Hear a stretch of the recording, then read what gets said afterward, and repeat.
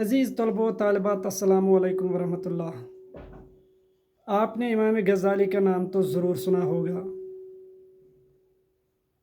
امام غزالی عالم اسلام کی ایک بڑی شخصیت گزرے ہیں۔ جس طریقے سے آج سائنس و ٹیکنالوجی کا دور رہا، اسی طریقے سے امام غزالی کے دور میں یونانی فلسفے کا دورہ تھا، اور امام غزالی اپنے وقت کے یونانی فلسفے کے بہت بڑے ماہر اور عالم تھے۔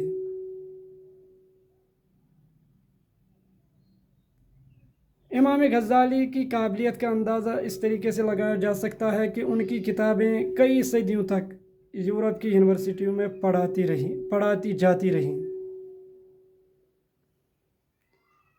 امام غزالی کو بچپن سے ہی لکھنے اور پڑھنے کا زبردست شوق تھا۔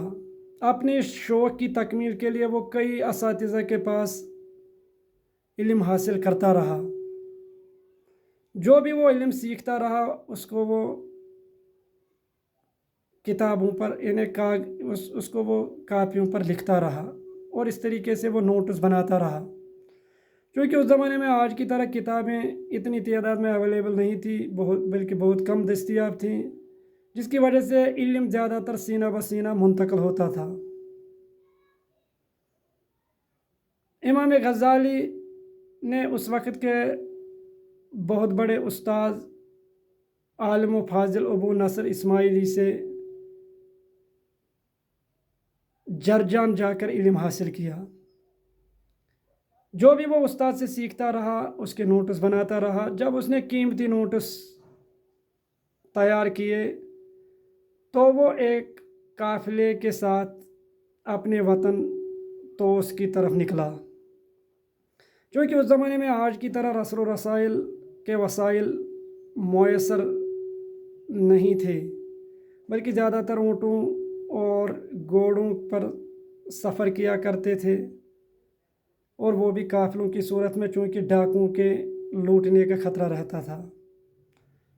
چنانچہ امام غزالی بھی ایک قافلے کے ساتھ وطن لوٹ آئے، لیکن راستے میں ایک بیاباں صحرا سے جب ان کا گزر ہوا تو ڈاکوؤں نے حملہ کر کے ان کا سارا سامان لوٹ لیا، اور امام غزالی کے نوٹس بھی ڈاکو اٹھا کر لے گئے۔ امام غزالی ڈاکوؤں کے سردار کے پاس پہنچے اور اس سے کہا کہ آپ کے ڈاکوؤں نے میرے نوٹس لیے، یہ میری زندگی بھر کی کمائی ہے۔ تو ڈاکوؤں کا سردار بڑا سمجھدار تھا۔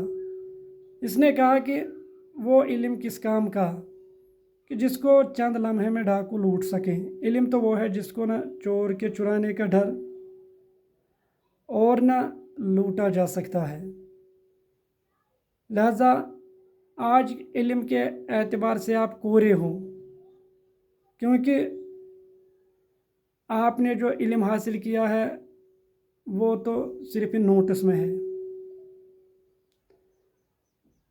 تو ڈاکوؤں کے سردار کی یہ بات امام غزالی کے دل کو لگی، اور انہوں نے یہ بات گرہ میں باندھ لی کہ آج کے بعد میں جو بھی علم حاصل کروں وہ کاغذ پر لکھنے کے بجائے اپنے دماغ میں اس کو منتقل کروں۔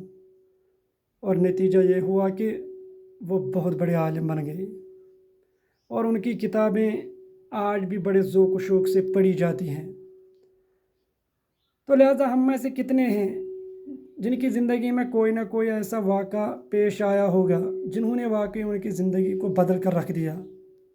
اگر آپ کی زندگی میں کوئی ایسا واقعہ ہوا ہو تو کومنٹ سیکشن میں ضرور بتائیے، اور میرے ویڈیوز کو لائک اور شیئر کیجیے۔ شکریہ۔